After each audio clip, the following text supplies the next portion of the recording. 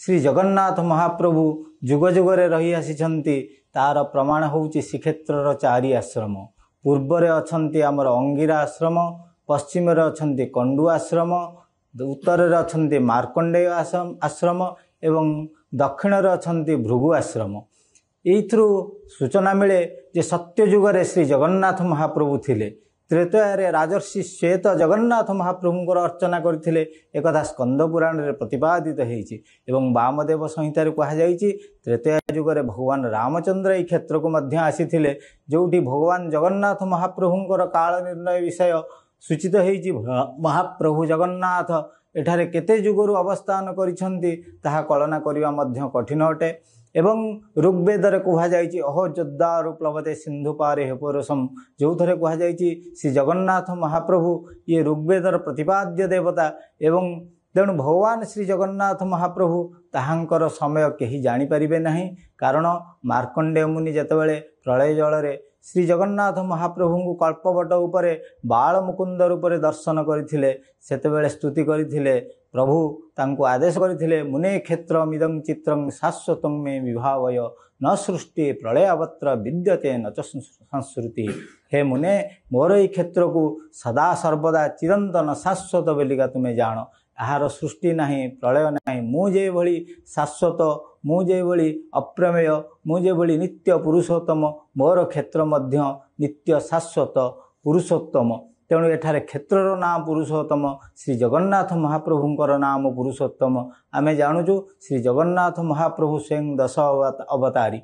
तेणु महाप्रभु अवतारी एवं तांकठारु समस्त अवतार मान आसिछन्ति बोली आमर शास्त्र उद्दात कंडरे घोषणा करुछन्ति। आज पवित्र रामनवमी अवसर रे आमे जानुचे महाप्रभु श्री जगन्नाथंकठारु आज्ञामाला आसीबो एवं आज्ञामाला आसिले भगवान रामचंद्रंकर जन्मनीति हबो। काली महाप्रभुंक पाखरे जेउड़ भोग होईची आपण माने जानंती, गर्भोदक वंदापना हुए। पिला को जेतेबेले 7 मास हो जाए सेतेबेले तार कल्याण पाइका मातृगर्भरे संतान थिला बेले तार कल्याण कामना पाइका गृह देवतांक निकटरे अर्चना करा जाए एवं प्रार्थना करा जाए जेभली भाव सुख प्रसव हब।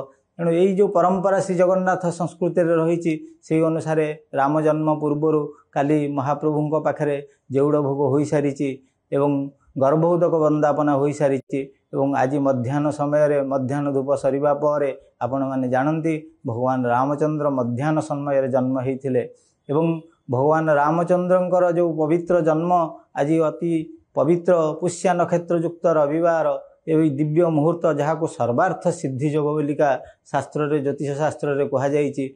ये पवित्र पावन रे आज भक्ति ओडिशार असंख्य दर्शक मानू आमे महाप्रभु जगन्नाथंक पाखरे कल्याण कामना करुचु एवं आमे जणाउचु जे श्री जगन्नाथ महाप्रभुंकर अद्वितीय भक्ति धारा जोठारे एई चैनल माध्यम रे भक्त मानक पाखकु जाउची ताहा समस्तंकर कल्याण उद्देश्य रे ही। तेणु आपण माने महाप्रभु श्री जगन्नाथं को चिंता करंतु एवं जुगे जुगरे श्री जगन्नाथ ये अद्वितीय तत्व। महाप्रभु जगन्नाथ 4 जुगरे अछंती थिले एवं आगुकु भी मध्य रहिबे। महापुरुष माने ए क्षेत्र को आसीछंती एवं जगन्नाथं को सब रूप से अनुभव करिछंती। माँ शारदा देवी श्री जगन्नाथं ठारे स्वयं काशी विश्वनाथं को दर्शन करिछंती। स्वामी ब्रह्मानंद रामकृष्ण मिशन प्रथम प्रतिष्ठाता साक्षात श्रीकृष्ण ब्रजेन्द्र नंदन को दर्शन करिछंती एवं तांत्रिक महापुरुष माने श्री जगन्नाथ महाप्रभु ठारे निजर इष्ट आराध्य देवी को दर्शन करिछंती। तेणु आमर शास्त्र पुराण एवं महापुरुष मानकर अनुभूति रे श्री जगन्नाथ महाप्रभु सर्वचेतनामय सर्वस्वरूपमय समस्त नदी जेभली सागर रे मिसी जाती सर्वेशा सर्वनदी जो भली सागर में मिसी जाती यही पुरुषोत्तम क्षेत्र महोदधि एवं श्री जगन्नाथ महाप्रभुंकर जो पावन चेतना से चेतन रे समस्त महापुरुष माने समस्त तत्व एठी आसी सम्मिलित होती। 4 जुगरे श्री जगन्नाथ महाप्रभु सत्य सत्य सत्य इंद्रदम्न महाराज को महाप्रभु कही ये क्षेत्र भांगी गले भी ये मंदिर भग्न हो गले भी मुझे क्षेत्र छाड़िकी जीवी नहीं।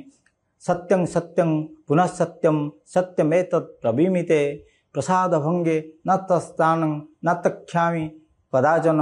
हे राजा तमर जो पवित्र भक्ति रे मु अभिभूत होइछि ये प्रसाद भग्न हो गले भी मुझे स्थान रे सूक्ष्म स्वरूप विराजमान करी ତମର ଅର୍ଚ୍ଚନାରେ ମୁଁ ପ୍ରସନ୍ନ ହେଇଛି, ତେଣୁ ଏ ସ୍ଥାନକୁ ମୁଁ କେବେ ହେଲେ ତ୍ୟାଗ କରି ଯିବି ନାହିଁ।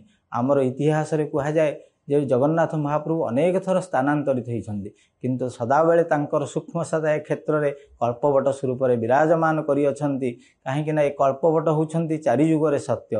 ଏ କଳ୍ପବଟଙ୍କର ଧ୍ୟାନରେ କୁହାଯାଇଛି ଆଙ୍କର ମୂଳରେ ରୁଦ୍ର, ହୃଦୟରେ ବିଷ୍ଣୁ ଏବଂ ଶିଖରେ ଭଗବାନ ଶଙ୍କର ଅବସ୍ଥାନ କରିଛନ୍ତି। ଇଏ ନିଜେ ବ୍ରହ୍ମା ବିଷ୍ଣୁ ମହେଶ୍ୱର ସ୍ୱରୂପ।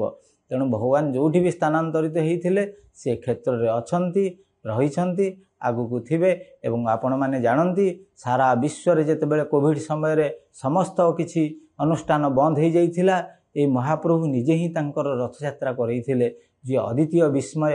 ଏବଂ ଆମେ ନିଜେ ଅନୁଭବ କରିଛୁ ଶ୍ରୀ ଜଗନ୍ନାଥ ମହାପ୍ରଭୁଙ୍କ ରଥକୁ ଟାଣି ଟାଣି ଗଲାବେଳେ ଯେତେବେଳେ ବଡ଼ଶଙ୍ଖଠାରେ ମୋର ସ୍ପଷ୍ଟ ମନ ଅଛି ମା ସୁଭଦ୍ରାଙ୍କର ରଥର ଦଉଡ଼ି ମୁଁ ଧରିଥାଏ ଏବଂ ମୋ ଠାରୁ 6 ଫୁଟ ଦୂରରେ ଆଉ ଜଣେ ରଥକୁ ଦଉଡ଼ିକି ଟେକିଥାନ୍ତି। ମାତ୍ର 50 ଜଣ ସେବକ ସେ ଦଉଡ଼ିକି ଟେକିକିରି ଧରିଥାନ୍ତି। ରଥ ମନକୁ ମନ ଗଡ଼ି ଚାଲିଥାଏ। ସେଠି ଅଦ୍ୱିତୀୟ ସିଏ ଅଦ୍ଭୁତ ଅଲୌକିକ ଆମର ଦେହ ରୋମ ଟାଙ୍କୁରି ଉଠିଥାଏ ଯେ ସ୍ୱୟଂ ଭଗବତୀଙ୍କର ଇଚ୍ଛାରେ ଏ ରଥଯାତ୍ରା ସଂଗଠିତ ହୋଇଛି। ଏକଥା ସମସ୍ତେ ଦୂରଦର୍ଶନରେ ଦେଖିଛନ୍ତି, ଇତିହାସ ସାକ୍ଷୀ ରହିଛି। କୋଭିଡ଼ ସମୟରେ ଜଗନ୍ନାଥ ମହାପ୍ରଭୁ ନିଜେ ଇଚ୍ଛା କରିଛନ୍ତି ତାଙ୍କର ଜନ୍ମବେଦୀକି ବିରାଜମାନ କରିବା ପାଇଁକା। ତେଣୁ ସମସ୍ତ ପ୍ରତିବନ୍ଧକ ଦୂର ହୋଇଯାଇଛି ଏବଂ ମହାପ୍ରଭୁ ନିଜେ ଯାଇଛନ୍ତି। ତେଣୁ ଏ ଜଗନ୍ନାଥ ମହାପ୍ରଭୁ କଳିଯୁଗର ଜୀବନ୍ତ ଠାକୁର, ପ୍ରତ୍ୟକ୍ଷ ଠାକୁର। ତାହାଙ୍କ ପ୍ରତିକା ଆମର ଅଦ୍ୱିତୀୟ ଭକ୍ତିଭାବ ଆମ ଜୀବନକୁ ସାର୍ଥକ କରିବ। ଯେଉଁ କଥା କୁହାଯାଇଛି ନାରଦୀୟ ଭକ୍ତି ସୂତ୍ରରେ ଭକ୍ତିରେବ ଗରିୟସୀ, ଭକ୍ତିରେବ ଗରିୟସୀ, ଭକ୍ତିରେବ ଗରିୟସୀ। ଭକ୍ତି ହିଁ ଜଗତରେ ସବୁଠାରୁ ଶ୍ରେଷ୍ଠ, ଭକ୍ତିଠୁ ଶ୍ରେଷ୍ଠ କିଛି ନାହିଁ। ତେଣୁ ଭକ୍ତି ଓଡ଼ିଶା ଏହି ଭକ୍ତିଧାରା ଯେଉଁ ପ୍ରବାହ କରୁଛି ସେଥିପାଇଁକା ସମସ୍ତଙ୍କୁ ଆମର ହୃଦୟରୁ ଅଭିନନ୍ଦନ, ସମସ୍ତଙ୍କୁ ଆମର ଅନ୍ତରରୁ ଧନ୍ୟବାଦ। ଶ୍ରୀ ଜଗନ୍ନାଥ ମହାପ୍ରଭୁଙ୍କର ଏଇ ଯେଉଁ କ୍ଷେତ୍ର, ଏ କ୍ଷେତ୍ର ହେଉଛି ସମସ୍ତଙ୍କ ପାଇଁକା ଉନ୍ମୁକ୍ତ କ୍ଷେତ୍ର ଏବଂ ଏ କ୍ଷେତ୍ର ସମସ୍ତଙ୍କୁ ସବୁକିଛି କାମନା ପୂରଣ କରେଇଥାଏ। ଏବଂ ତାର ପ୍ରମାଣ ବି ଆମେ ଦେଖିଛେ ଗଣପତି ଭକ୍ତଙ୍କୁ ମହାପ୍ରଭୁ ସାକ୍ଷାତ ପ୍ରତ୍ୟକ୍ଷ ମୁକ୍ତି ପ୍ରଦାନ କରିଛନ୍ତି ଏବଂ ବର୍ତ୍ତମାନ ସମୟରେ ଅନେକ ଭକ୍ତଙ୍କୁ ସେହିଭଳି ଭାବରେ ପ୍ରତ୍ୟକ୍ଷ ଭାବରେ ତାଙ୍କର କୃପାପ୍ରସାଦ ବିତରଣ କରୁଛନ୍ତି। ଏବଂ ଶାସ୍ତ୍ର ପୁରାଣରେ ଆମେ ତାର ରାଶି ରାଶି ପ୍ରମାଣ ପାଉଛେ। ଏବଂ ବର୍ତ୍ତମାନ ସମୟରେ ସମସ୍ତ ଭାରତବର୍ଷର ପ୍ରଧାନ ଭକ୍ତ ଏବଂ ସମସ୍ତେ ଆସୁଛନ୍ତି ଏ କ୍ଷେତ୍ରକୁ ପ୍ରଣାମ କରୁଛନ୍ତି। ଆମର ବର୍ତ୍ତମାନ ସମୟର ରାଷ୍ଟ୍ରପତି, ପ୍ରଧାନମନ୍ତ୍ରୀ ଏମାନେ ବି ମଧ୍ୟ ଜଗନ୍ନାଥଙ୍କର କୃପା ଲାଭ କରିକିରି ମୁକ୍ତ କଣ୍ଠରେ ଘୋଷଣା କରିଛନ୍ତି। ତେଣୁ ଆପଣଙ୍କୁ ଅନୁରୋଧ ଏହି ଭକ୍ତି ଓଡ଼ିଶାର କାର୍ଯ୍ୟକ୍ରମ ସହିତ ସଦା ସଂଲଗ୍ନ ରହନ୍ତୁ। ଶ୍ରୀ ଜଗନ୍ନାଥ ମହାପ୍ରଭୁଙ୍କର ପବିତ୍ର ପାବନ ଭକ୍ତି ଗଙ୍ଗାରେ ଅବଗାହନ କରନ୍ତୁ ଏବଂ ନିଜର ଜୀବନକୁ କୃତାର୍ଥ କରନ୍ତୁ। ଜୟ ଶ୍ରୀ ଜଗନ୍ନାଥ, ଜୟ ଶ୍ରୀ ଜଗନ୍ନାଥ, ଜୟ ଶ୍ରୀ ଜଗନ୍ନାଥ।